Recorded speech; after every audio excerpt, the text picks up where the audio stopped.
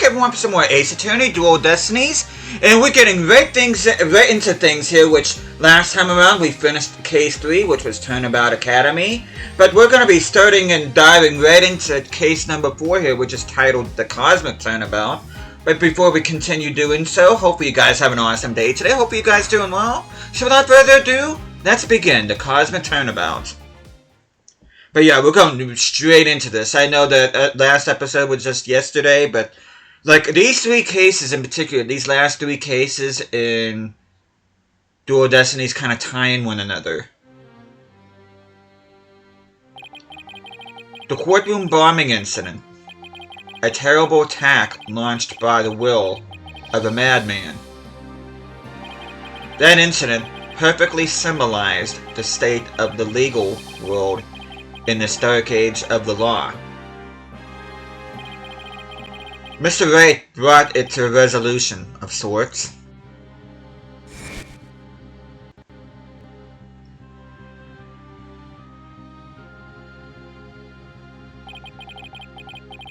Ted Tenate was discovered to be the one responsible for the bombing.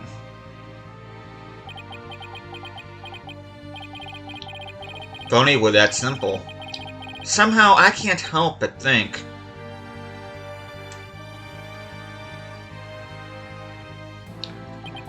that there's a darker influence at work. One that's lurking in the shadows, waiting.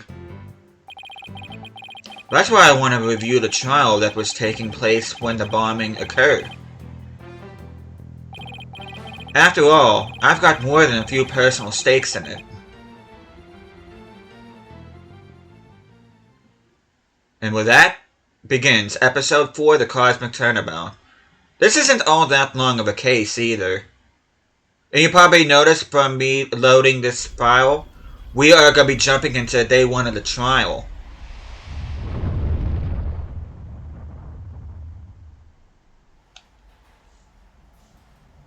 One hour remaining until launch. Please begin your final equipment check. Check complete. Everything's A-okay. We're ready here whenever you are.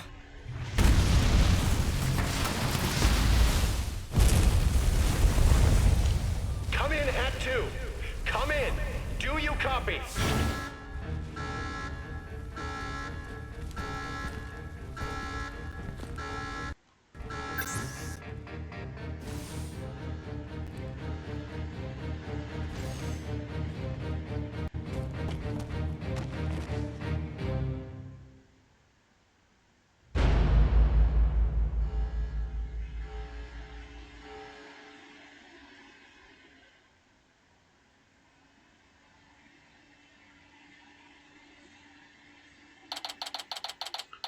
December 16th, 9:12 a.m.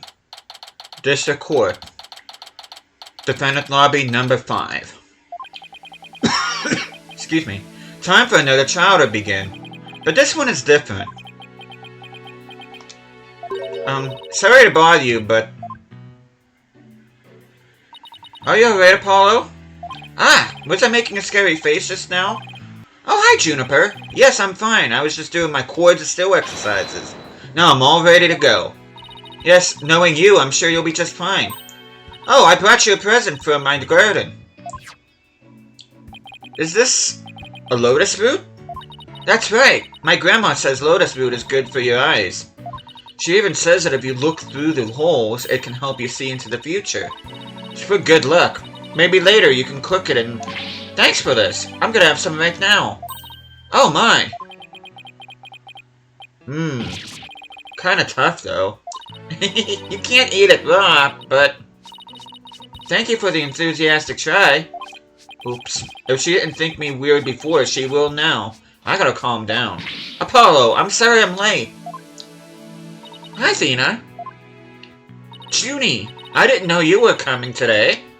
Did you come to cheer Apollo on? Oh, I get it, you sly little thing, you. Athena, stop. Quit kidding around, Athena. The trial's about to start any second. Is everything all set? Oh, Apollo, when will you ever figure it out? Figure out what? Ha! Wow, that was the longest sigh I've ever heard.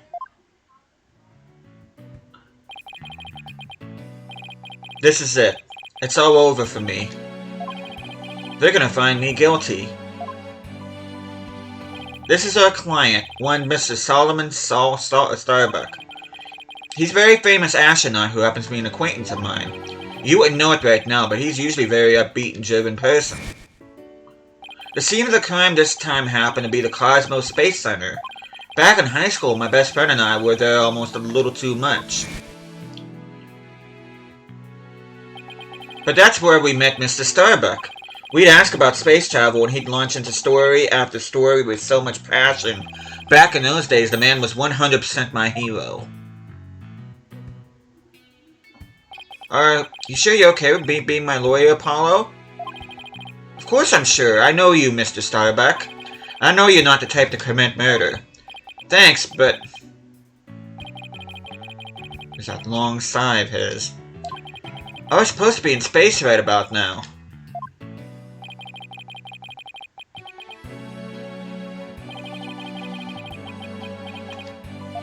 He's so depressed, it almost seems like an act. The launch getting called off must have been a huge shock. I'll probably never get the chance to go into space again. Don't say that. Don't stop believing. Besides, you just have to go into space again. Yeah, I don't think I could face Clay in the afterlife if I just rotted away in a cell. Clay Turn. I can't believe he was murdered. I mean, he was such a promising astronaut under your command. Yeah, he was a good guy. Always there to pick me up when I was down. No one loved life as much as him, that's for sure. He was always so full of energy, telling me, "You're fine, Mr. Starbuck." How could something like this happen to a guy like him, huh? Never seen Mr. Starbuck so down. Clay's gone and I'm going to prison. I wish I could burn up like a shooting star right now. Mr. Starbuck, you'll be fine. Ah, what is it? What's with the yelling? I'll get to the bottom of this today, you'll see. In exchange, I want you to go back into space for you and Clay. Promise? Does that mean you have lots of evidence to prove my innocence? Oh, well, about that. We didn't get to investigate the area as much as I'd have liked, thanks to the police. I'm done for. I'm a goner. Everybody thinks I did it. Thought I was gonna soar like a comet, but I'm just gonna crash like a meteorite. No, don't say that, Mr. Starbuck. Don't count yourself out yet. I know it's hard to lose a teammate, but you've gotta keep going. And what about you, Apollo? What about me? I was just thinking, wasn't Clay your best friend? We need to focus on the trial right now. Are you all ready to go? Apollo. The trial is about to begin. If the defense would please proceed into the courtroom. Okay, here we go. This is it. This is one trial I can't afford to lose. Hey there, Claire. For Clay's sake and our clients, I will find Clay's killer.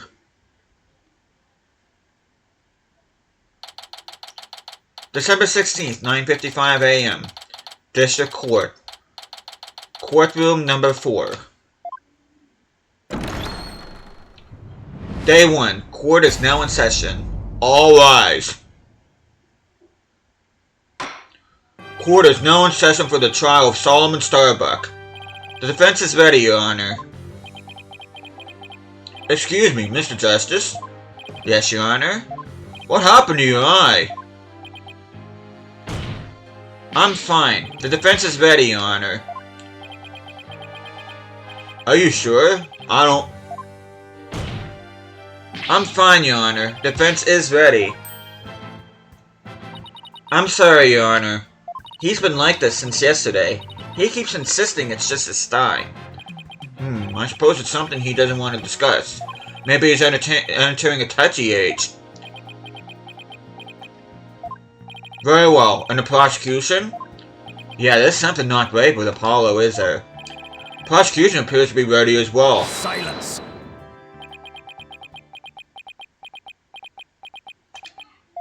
Not yet. I'm not quite ready yet.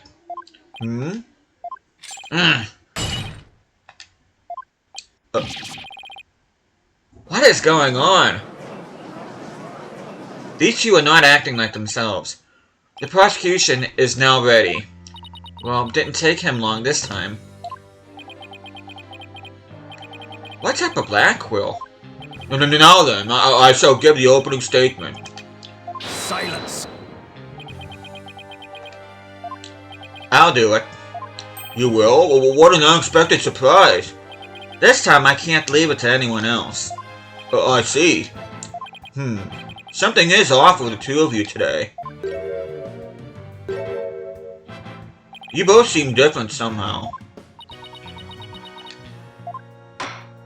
Very well. Prosecutor Blackwell, your opening statement of your word. It was just yesterday.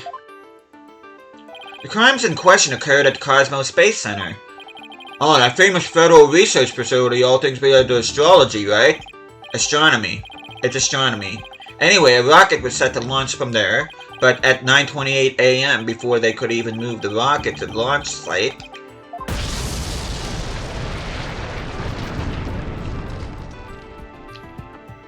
two explosive devices were detonated and the launch was cancelled. My word, 2 bombs? How dreadful. The defendant in today's trial is charged with both the bombing and with murder. One, Mr. Solomon Starbuck. For whatever inane reason, he detonated a bomb on the rocket he himself would be in. Solomon Starbuck? I recognize that name. Is he that famous astronaut? Correct, your baldness. Mr. Starbuck was the pilot of the HAT-1 rocket 7 years ago. As you may recall, despite some interstellar trouble, his mission was a success. Some say it was a miracle he returned alive. I suppose you could say he's a living legend.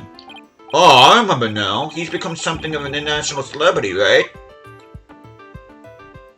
They even turned that incident into a movie and everything. We've got a real space pioneer in court today.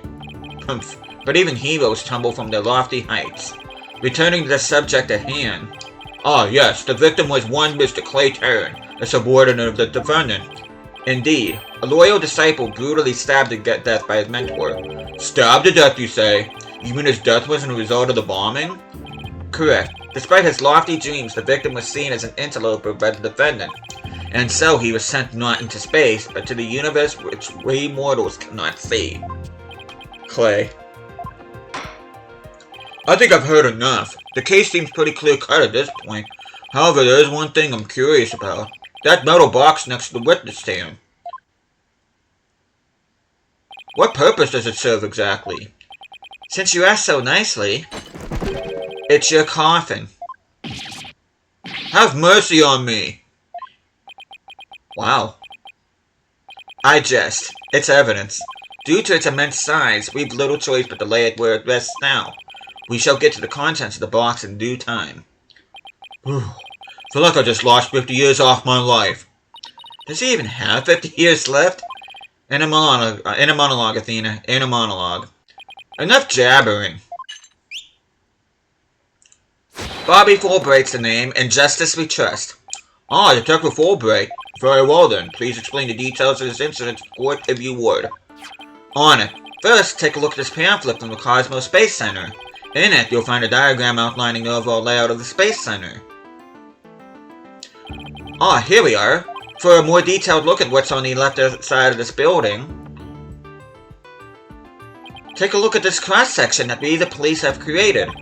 See the launch pad in the main building? The launch pad is the square building, and the rounded structure is the main building, right? You've got it. The incidents took place on Launch Pad 1 in the main building's lounge. I'll be using this diagram during my testimony. It'll make it easier to understand. Space Center diagram added to the court record. A cross-section view of the main building of the Space Center and Launch Pad 1. I think I messed up the voice acting there, but whatever. Witness testimony. Details of the case. Just before the rocket was set to launch, 2 bombs went off. Boom. Boom. One on the second floor of the Space Center's main building, and one on Launch Pad 1. Thankfully, only the 2 astronauts who were Launch Pad 1 at the time. The 2 of them managed to make it back as far as the boarding lounge, but after the escape, one of the 2 was found stabbed to death. A murder on top of a bombing? Detective, the victim was already dead by the time you arrived at the lounge, correct? Yep. Thinking he'd sabotaged the bombing, the defendant killed him right there in the rocket.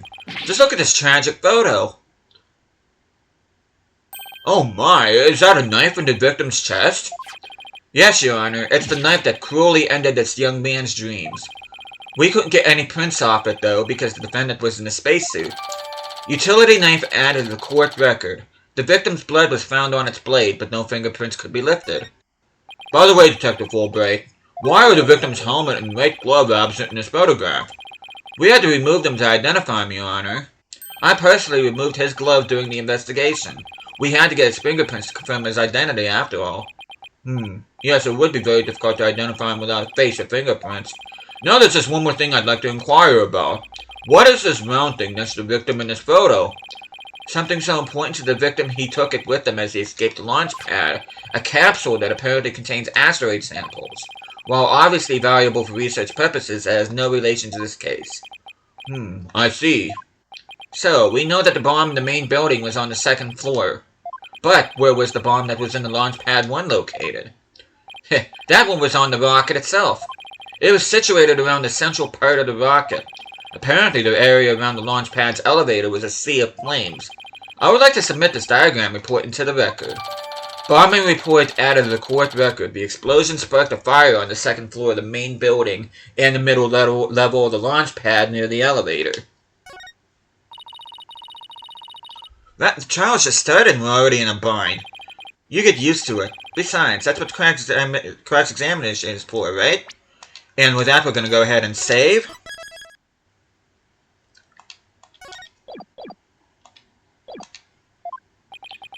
What the 2 astronauts were doing during the bombing. That'll be the key.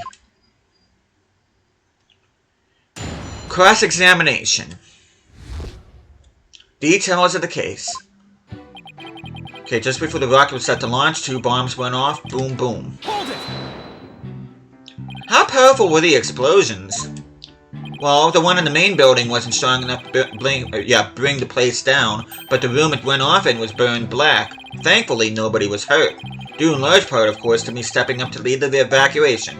Wait, what were you doing there in the first place, Detective Fulbright? I'm Bobby Fulbright, hero of justice. I'll be there whenever people need my help. I'd go to the other side of the world or even the edge of the universe. That doesn't sound right. I'm not sure he knows how far that actually is, but I guess I'll leave that one alone. Admirable decision, Justice Dono. Huh? Why do you decide? Anyway, could you describe what it was like at the Space Center at the time? The bomb cut the power to a central bank of elevators in the 3rd floor lounge. It was pitch black in there, I tell you. However, the security cameras and whatnot were running on emergency backup. How'd the evacuation go? I immediately and heroically whisked people down to the Space Center's basement shelter. Basement shelter? Yes, there's an emergency shelter beneath the Space Center. There's an emergency shelter, huh? Oh, here it is. It's at the bottom of the diagram. The Space Center is pretty impressive to have its own shelter.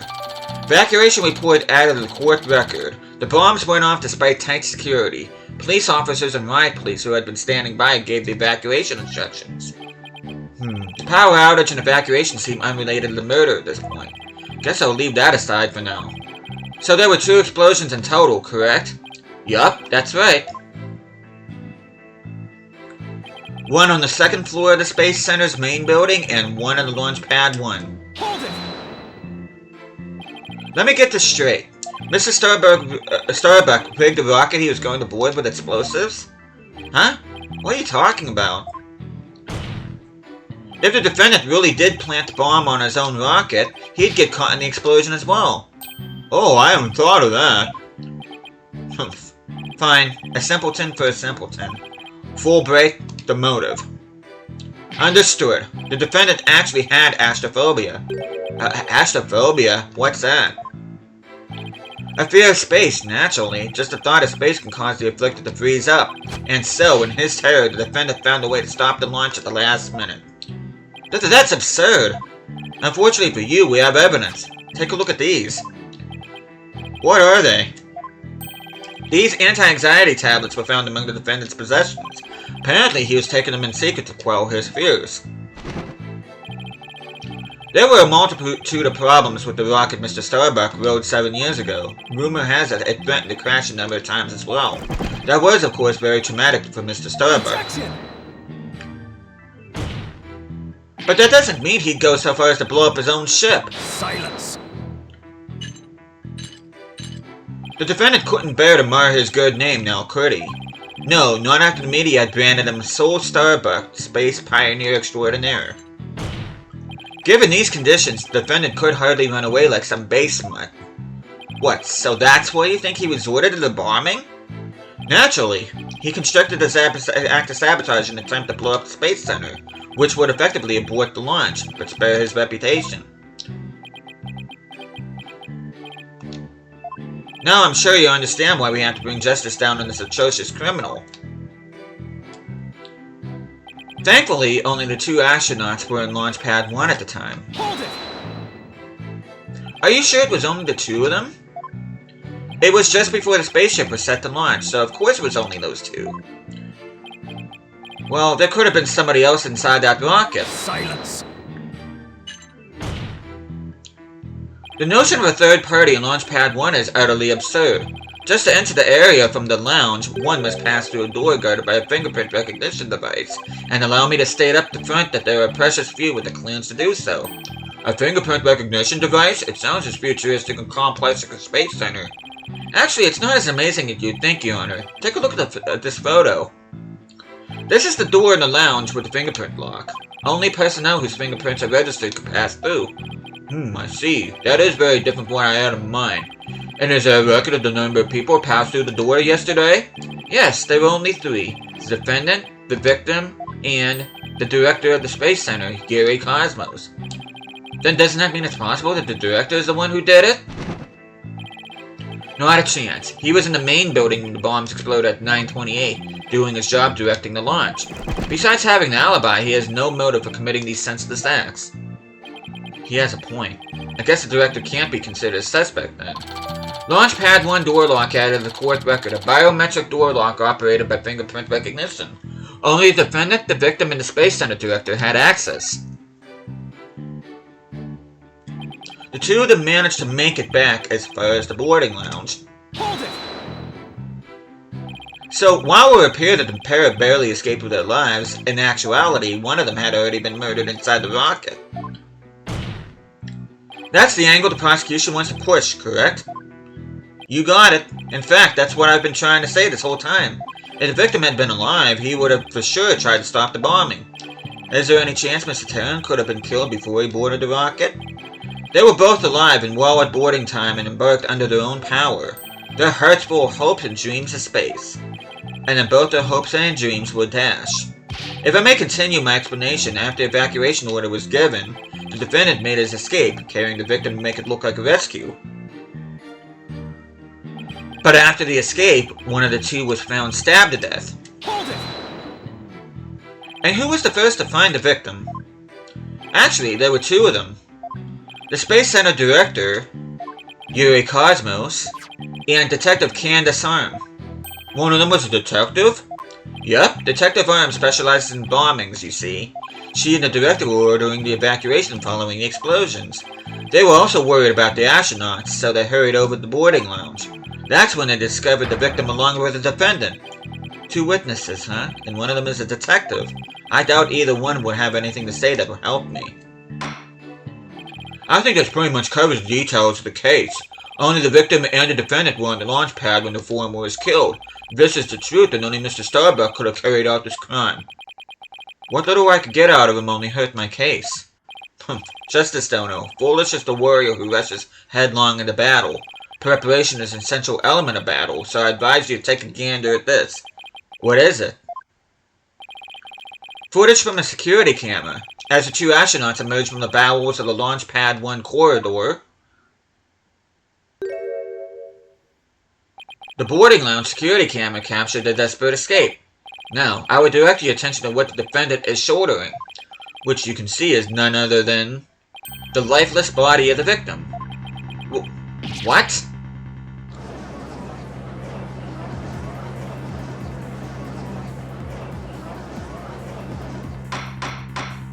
Order! Order, I say! This lines up exactly with what the prosecution has been asserting. Should have known Black Crow would have something like this ready. Security camera video added fourth record. Video showing the defendant and victim's escape from the corridor to the boarding lounge. Paulo? How exactly did they determine that Clay was already gone in that footage? Ah! I see what you mean. Whether Clay was still alive at this point is pretty critical. Your Honor, please take another look at the footage. Isn't it possible Mr. Terran was still alive here and that Mr. Starbuck was helping him? Well, I believe you're right. One man carrying the other to safety. What a beautiful expression of friendship. Silence. Perhaps that's why it looks like to a one-eyed hothead and a dotard, but it only makes sense of the victim's dead body. What do you mean? Fulbright, explain it to Justice Dono. You got it. Ready, kid? If the murder had occurred in the lounge, someone could have spotted it. Anyone can enter the lounge after all, but doing it while they were alone in the spaceship? That's a horse of a different color. Objection! But you can't deny that there's a possibility the murder could have happened in the lounge. All that video shows is a man helping his fellow astronaut. Silence. Your assertion is based on emotion. It's based on your belief that Mr. Starbuck would surely help his own disciple, but you have no logical explanation as to why the victim could still be alive. Unfortunately, Mr. Justice, the prosecution is right. Your argument is lacking in sound logic. But it sounded perfectly logical to me. Well, Mr. Justice, if you have no further objections, I believe it's time to bring this cross-examination to a close. Objections? Well, Hold it! Your Honor, the defense requests a little time to think and regroup. Given the facts, I'm not sure I see the need. What is it, Athena? It's just, there's something that's been bothering me. If it isn't the defense stalling for time, as always. Very well, I'm feeling generous. You may have a small measure of time. Yes. You have 5 seconds. 5 seconds? After that, I declare this cross-examination be closed and a verdict to be rendered. Your baldness, raise your gavel high. It's time for a countdown. Oh. Ready? We don't have time. Spit it out, Athena. Only 3 more seconds. Ack! Look, I don't think the prosecution's explanation is very complete. Meaning? Meaning there's something missing. Like, they conveniently left it unexplained. Something they didn't explain? Something they didn't explain. Ah! You're right. I think I know what you're talking about. Your 5 seconds are up, Mr. Justice. Okay, let's go ahead and save. Is there anything about the prosecution's argument that you'd like to rebut? Yes, Your Honor. Actually, there is. There is something the prosecution has yet to make clear to this court. Well, if you put it that way. What is it the prosecution has failed to explain? Well, they explained the motive, but they didn't say why the body was moved. They have failed to explain why Mr. Starbuck would bother bringing the body back at all. If the defendant wanted to kill the victim, why didn't he just leave his body in the rocket? Why go through the trouble bringing him all the way back to the boarding lounge? Oh, that's true. I don't think we've heard the prosecution's thoughts on that yet. That's because they have none, Your Honor. After all, how does one explain something so illogical? Prosecution is claiming the defendant moved the victim's dead body. But what if the entire premise of that argument is wrong? Then let's hear your theory, Mr. Justice. The defense proposes that the defendant didn't kill the victim. He was helping him. Fulbright, explain it to our sad friend here before I nod up in this monotone monologue. Inform him exactly why Spaceboy moved the victim. Huh? They gotta be joking. It's simple. Mr. Starbuck did what he did to direct suspicion away from himself. He wanted to create the impression he heroically risked his life to save his partner. That's why he made sure to make it to the security camera so there'd be a record. At the very least, he appears to have achieved success with you and the old man. Ah. One man carrying the other to safety. What a beautiful expression of friendship. The average person wearing a spacesuit weighs easily over 200 pounds. Saving the life of a partner who weighs as much while trying to escape deadly flames. What a dramatic sob story fit for the silver screen. Indeed, I was completely taken in by the humanity of the story. You see, yet the true ending is that all traces of this hammy act were meant to be blown up. Yes, and now we arrive at the thrilling conclusion. The third explosion. Objection! What are you talking about? There was no third explosion. Silence! Indeed, you are correct. But that is thanks to Detective Arm. It was she who identified and secured the bomb. However, it doesn't change the fact that the third bomb was discovered in the lounge. The steel coffin beside the witness stand, that would be a bomb transport case. We used to transport the deactivated bomb here. It is found in the lounge. A bomb in the form of a most distasteful toy. What? One on the second floor of the main building, one on the launch pad, and one in the lounge. The defendant planned to set off 3 firework displays. Fortunately, the third was discovered before it could be detonated, for had it not, the victim's body and other vital evidence would surely have been immolated. Objection! Before you utter a word, know that the evidence supports me. It's like he's reading my mind.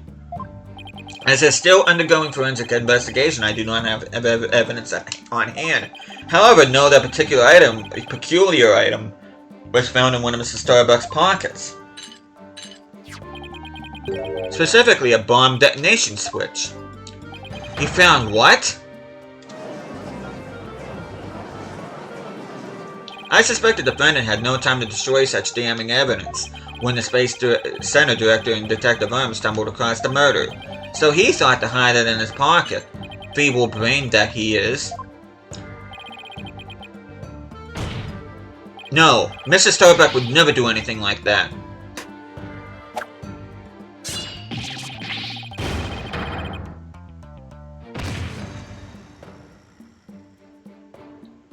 Justice Stono, open your eyes and see the truth. This appears to be irrefutable evidence that the accused set off the explosions. No, there has to be some kind of mistake. This can't be the truth. Still can't accept it? You'll believe it in your own client, come what may? Then why don't you cross-examine the defendant himself? This has got to be a trap. It's like Blackwell's controlling the entire game. Yeah, it seemed like he was waiting for me to bring up the body-moving issue. Why do you say that? Because he had just the right argument when I pointed it out. And to really rub it in, he had a decisive piece of evidence up his sleeve, too. He was trying to shake my faith in Mr. Starbuck and break me down. Then making you cross-examine Mr. Starbuck at this point was part of his plan, too? Totally underhanded, but I wouldn't expect anything less from him. Now, let's hear us hear from the arch-villain, the fiendish murderer himself, famed astronaut Solomon Starbuck. And with that, we are going to go ahead and end this episode here. The next time I see you guys, we will be hearing from my client and hear what he has to say. But with that, thank you guys so much for watching this. Hope you guys are enjoying this series so far, and I'll be seeing you guys again next time.